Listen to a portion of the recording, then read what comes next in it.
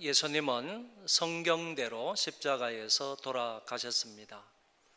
우리를 위하여서 피를 흘려주셨고 뿐만 아니라 살을 찢어 주셨습니다.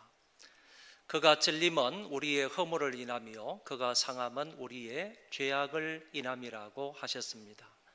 주님이 십자가 위에서 이렇게 피를 흘려 주심으로 저와 여러분들이 나음을 입게 되었습니다. 예수님은 성경대로 다시 살아나셨습니다.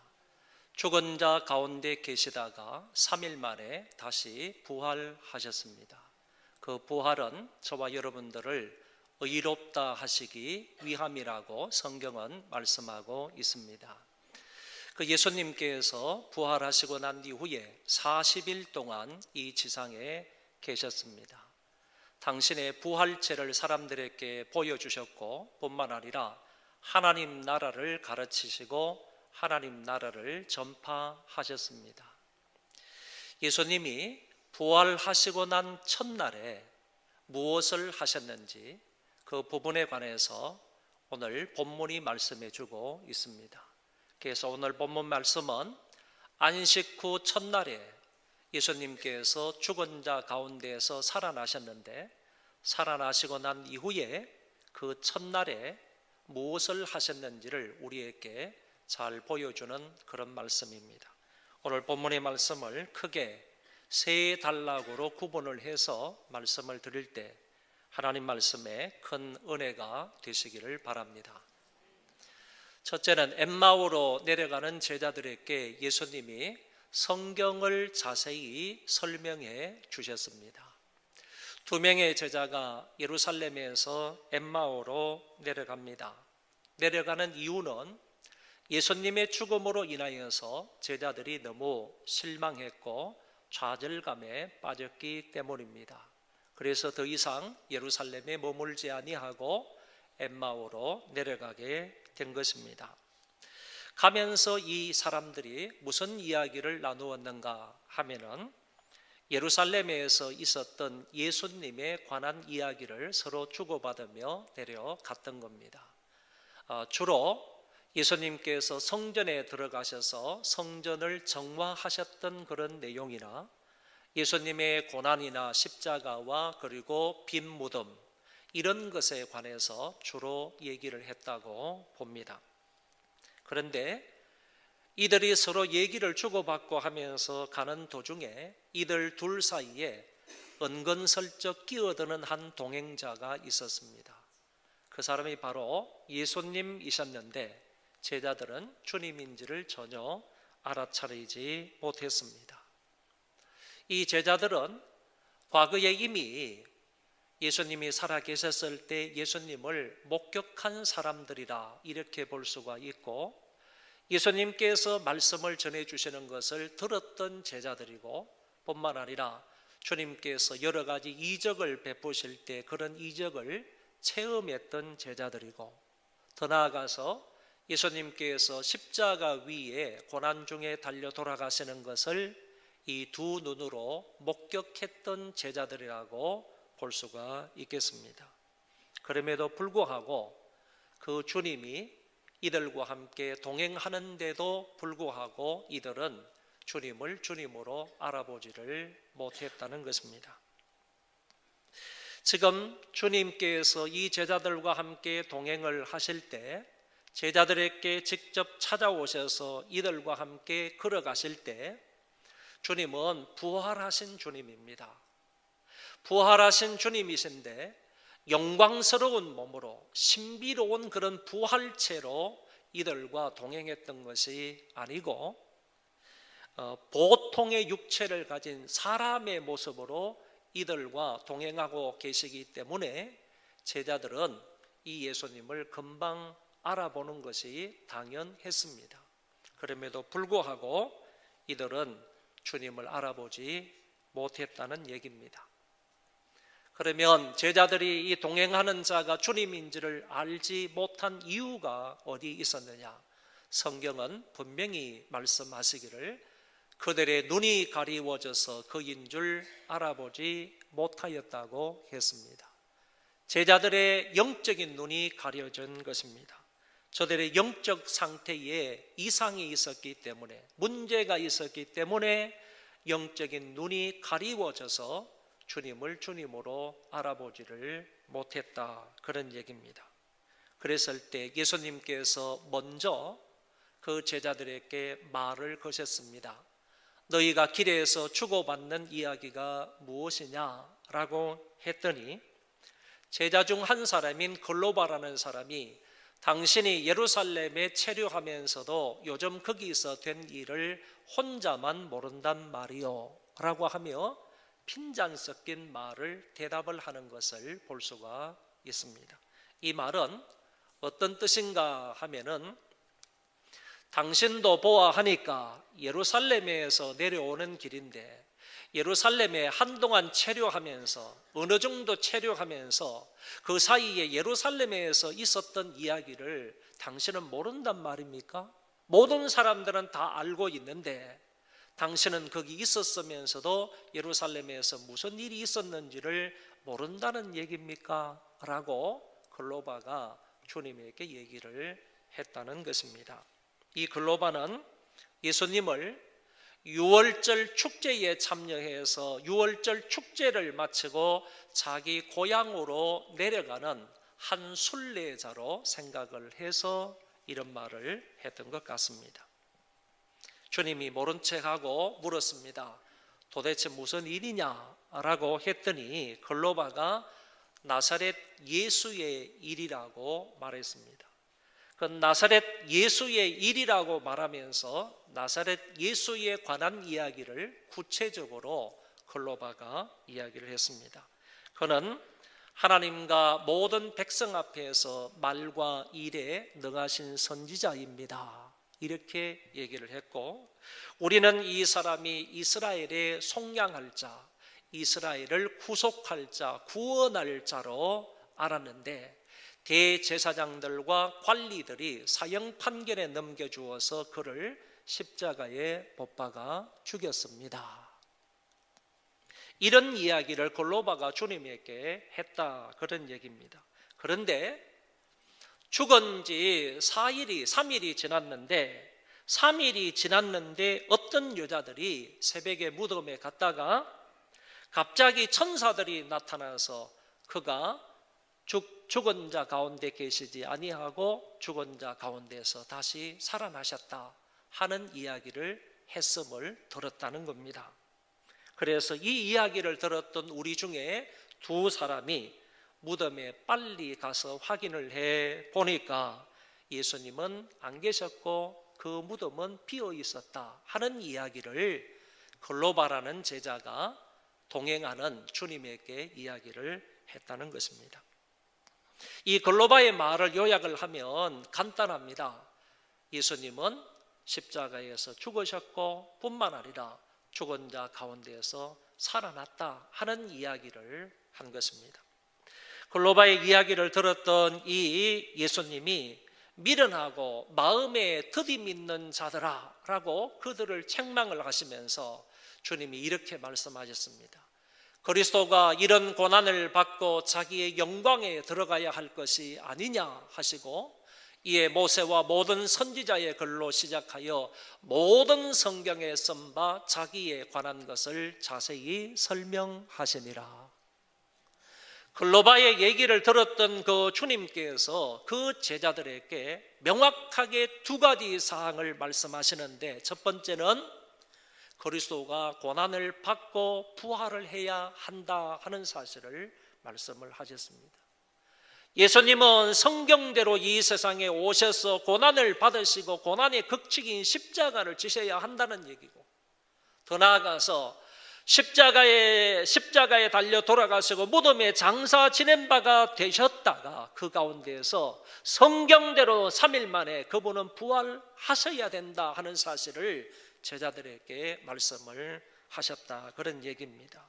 그리고 나서는 구약의 모든 성경을 통하여서 그 구약의 모든 성경이 자기에 관한 것인데, 그리스도에 관한 것인데, 메시아에 관한 것인데 그 모든 것을 자세히 설명을 해 주었다라는 것입니다. 이 두 가지 사항, 너무너무 중요한 이 내용을 예수님께서 글로바를 비롯해서 다른 제자에게 이 말씀을 하셨던 것입니다. 주님이 과거에 이렇게 말씀하신 적이 있습니다. 너희가 성경에서 영생을 얻는 줄 생각하고 이 성경을 연구하거니와 이 성경이 곧 내게 대하여 정언하는 것이니라. 여기에서도 분명히 알 수 있는 것은 성경을 통해서 영생을 얻는다고 말씀하신 것이고, 이 성경이 누구에 대한 정언이냐 하면은 바로 그리스도 나에 대한 정언이다라고 말씀을 하신 것입니다. 주님은 그리스도께서 고난을 받고 반드시 살아나야 하신다는 그 말씀과 아울러서 성경 전체를 통해서, 구약 성경 전체를 통해서 나에 대한 말씀을 자세히 풀어서 제자들에게 가르쳐 주셨다라는 말씀입니다. 두 번째 문단으로 넘어가면 식사 중에 비로소 제자들이 예수님을 알아보는 부분을 볼 수가 있습니다. 길에서 세 사람이 이야기식 성경 공부를 하면서 약 10km, 25리를 가게 되는 것입니다. 여기에서 이야기식 성경 공부라 하는 것은 서로 물어가면서 대답해가면서 서로 하나님의 말씀을 공부하는 것을 말하는데, 예수님이 선생이시고 두 제자가 제자였습니다. 말씀을 배우는 자였습니다. 그래서 선생인 예수님께서 구약 성경에 나와 있는 자기에 관한 것을 하나하나 들어서 성경을 비록 펴지는 않으셨지만은 그들에게 한 가지 한 가지를 가르쳐 주었을 때 그 사람들은 성경 안에 나와 있는 그리스도에 대한 예언의 말씀을 그들은 하나하나 차근차근히 오랜 시간에 걸쳐서 말씀을 공부하게 되었다 하는 말씀입니다. 엠마오 마을까지 다 왔습니다. 하나님의 말씀을 듣다 보니까 성경의 예수 그리스도 메시아에 대한 예언의 말씀을 설명을 듣다가 보니까 자기들이 오고자 했던 엠마오까지 25리 길을 다 왔다는 얘기입니다. 그런데 예수님은 여기를 지나서 더 가시고자 하셨습니다. 그랬을 때 이 제자들이 강권에서 지금 때가 저물었으니까 함께 유숙하자고 말을 합니다. 그래서 이 강권에 예수님께서 한 집에, 제자들의 집 중에 하나였다고 생각을 하는데 그 집에 들어가서 함께 음식을 먹게 됩니다. 예수님께서 그 음식을 앞에 놓고 축사를 하셨습니다. 감사기도 하시고 그리고 그 떡을 떼어서 제자들에게 나누어 주었습니다. 신비로운 일이 벌어졌습니다. 그 떡을 받아 먹는 순간에 제자들의 영안이 밝아졌습니다. 눈이 열렸습니다. 그래서 옆에서 떡을 떼어 주셨던 분, 우리에게 말씀을 가르쳐 주셨던 분, 우리와 동행해 주셨던 그분이 바로 하나님의 아들 메시아였다라는 사실을 알아보게 되는 것입니다. 그분이 바로 예수님이셨구나, 그분이 바로 주님이셨구나 하는 사실을 이 사람들은 알아보게 되었습니다. 그러나 예수님은 그 순간에 그 자리를 떠나시고 사라지시고 더 이상 보이지 않았습니다. 주님의 부활체는 영광스러운 부활체고 주님의 부활체는 신비로운 부활체이시기 때문에 사람 눈에 보일 수도 있고 안 보일 수도 있는 겁니다. 주님의 부활체는 영광스럽고 신비로운 부활체이시기 때문에 시공간의 제약을 받을 수도 있고 받지 않을 수도 있는 그런 부활체입니다. 주님의 부활체는 이런 부활체이기 때문에요, 드실 수도 있고 안 드실 수도 있는 그런 부활체이다 하는 사실을 오늘 이 짧은 순간을 통해서 제자들에게 보여주셨다는 얘기입니다.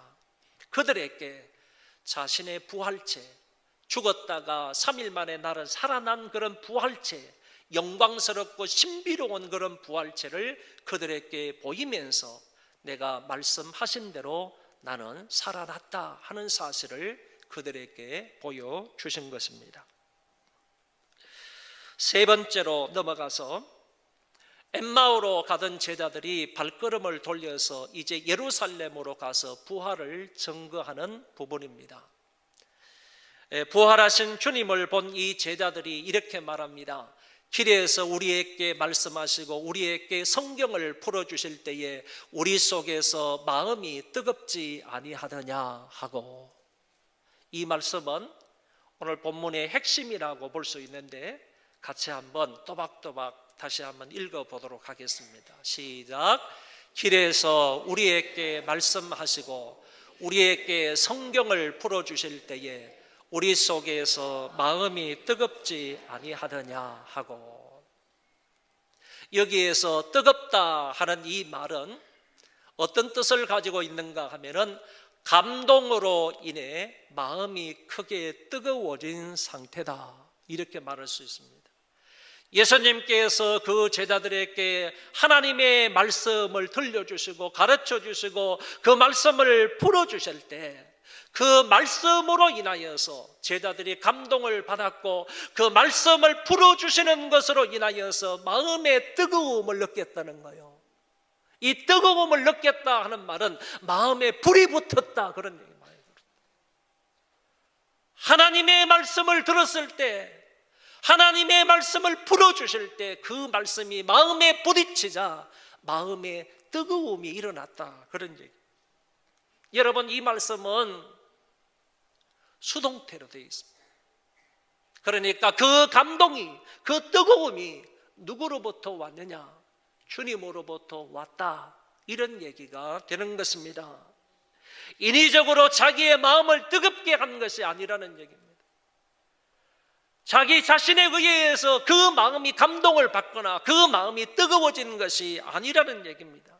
주님이 말씀을 풀어주심으로 인하여서 그들의 마음이 뜨거워졌다, 그런 얘기입니다. 이것뿐만이 아니라 이거는 분사형으로 되어 있습니다. 분사형은 계속 이어졌다는 얘기입니다. 그 뜨거운 마음이 일시적인 감정이 아니라는 얘기입니다. 일시적인 느낌이 아니었다는 얘기입니다. 그 뜨거운 마음이, 뜨거운 감정이 한순간에 있다가 사라진 것이 아니고 계속해서 유지되었다 하는 것을 이렇게 말씀하고 있는 것입니다. 뜨거워진 그 제자들, 그 다음에 어떻게 합니까? 제자들이 부활하신 주님을 만난 이후에 마음이 뜨거워졌습니다. 그들의 영안이 열렸습니다. 주님을 발견했습니다. 체험했습니다. 알아봤습니다. 그리고 난 이후에 그들이 어떤 행동을 하느냐? 곧 그때로 일어나 예루살렘으로 돌아갔다고 말씀하십니다. 그리스도의 죽음으로 인하여서 희망은 사라지고 절망에 빠졌습니다.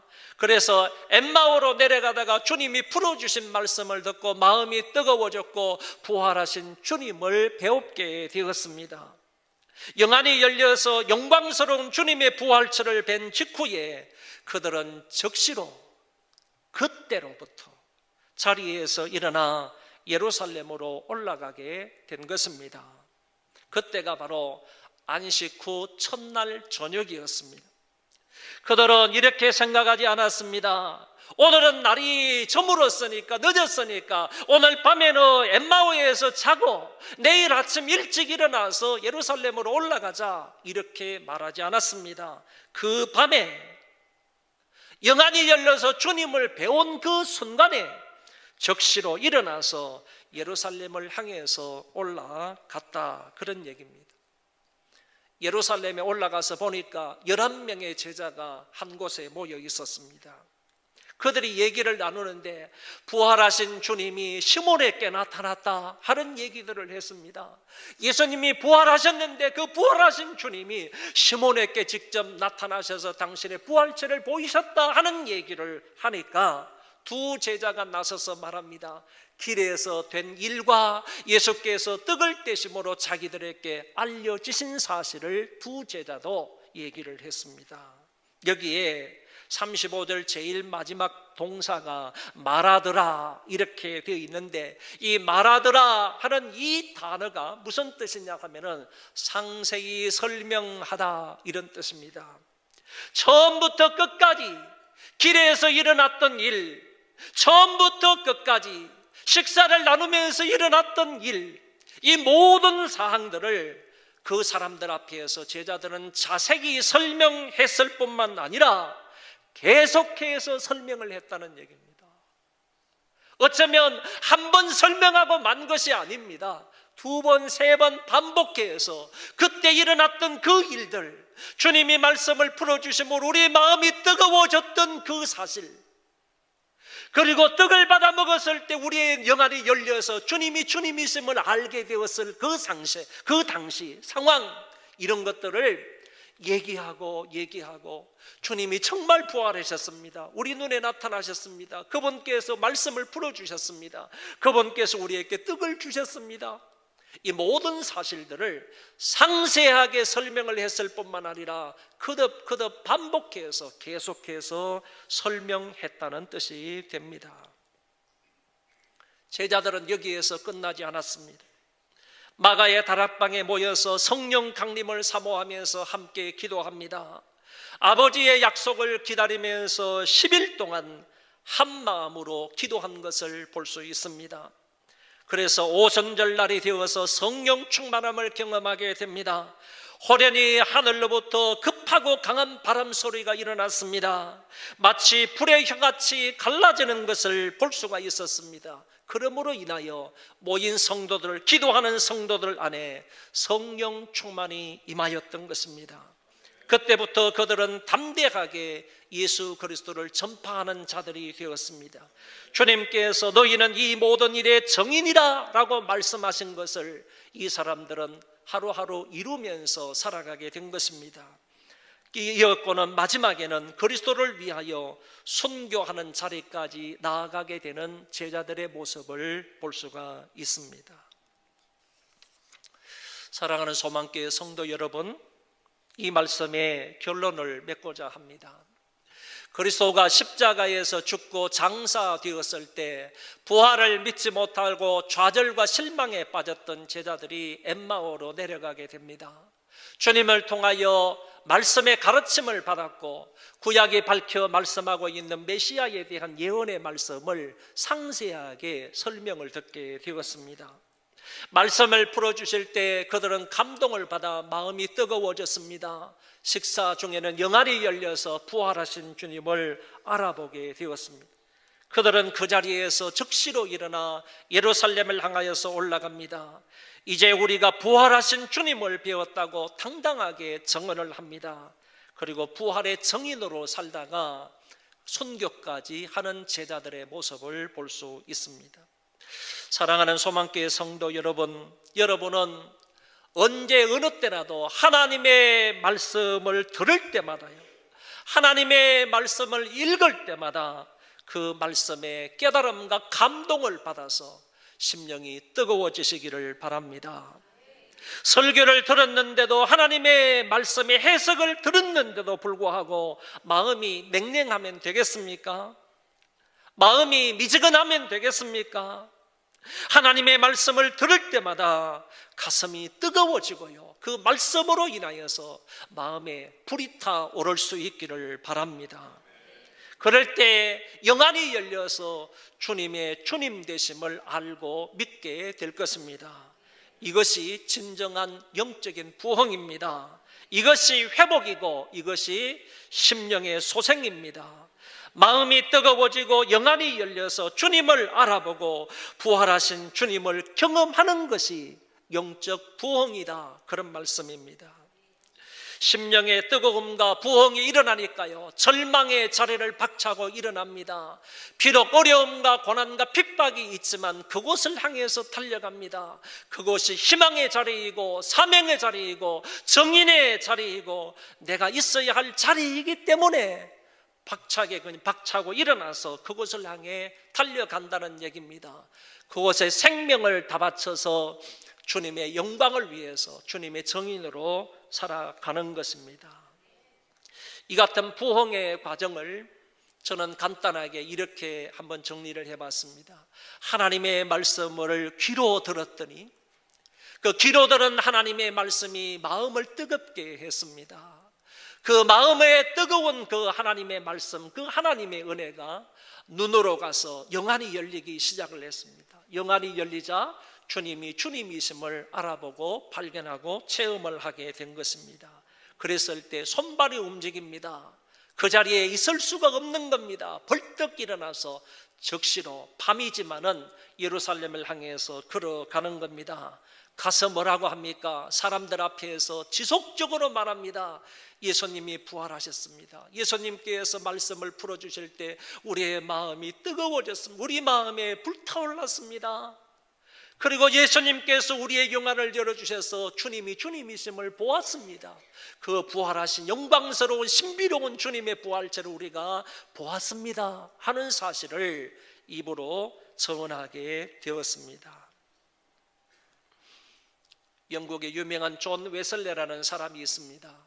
이 사람이 목사가 되었습니다. 그럼에도 불구하고 마음에 뜨거움이 없었습니다. 심지어는 구원의 확신조차도 없었던 사람이 존 웨슬리입니다. 이 사람이 미국 조지아주의 선교사로 파송이 되었습니다. 선교사로 가서 선교사로서 일을 했습니다. 그럼에도 불구하고 선교 일에 실패했습니다. 낙심한 나머지 다시 영국으로 돌아왔습니다.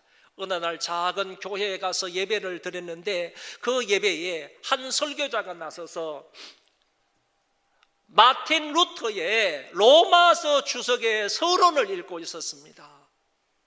하나님의 말씀을 주석해 놓은 그 마틴 루터의 로마서 주석의 서문을 읽어주는데 그 서문을 듣다가 이 앉아있던 이 웨슬레라는 사람이 마음의 뜨거움을 느꼈습니다. 성경 말씀을 해석해 주는 그런 책이었습니다. 성경 말씀을 직접적으로 설교하는 것은 아니었습니다. 그럼에도 불구하고 로마서 주석의 서문을 읽어주는데 그 얘기를 듣다가 마음의 뜨거움을 느껴서 이 웨슬레가 그날 일기장에 이렇게 쓴 것입니다. 그리스도를 믿는 믿음을 통하여 하나님께서 마음의 변화를 일으키시는 역사를 하신다고 설명을 하고 있는데 내 마음이 이상하게 뜨거움을 느꼈다. 나는 구원을 받기 위하여 그리스도만을 믿는다고 느꼈다. 뿐만 아니라 주께서 내 모든 죄를 씻으시고 나를 죄와 사망의 법에서 구원하셨다는 확신이 생겼다. 구원의 확신을 가지고 이제 자기 동생에게 뛰어가는 겁니다. 이 사람은 존 웨슬레고 동생은 찰스 웨슬레인데 찰스 웨슬레에게 뛰어가가지고 미친 듯이 이렇게 말했습니다. 내가 지금 예수 그리스도를 믿는다. 내가 지금 예수 그리스도를 믿는다.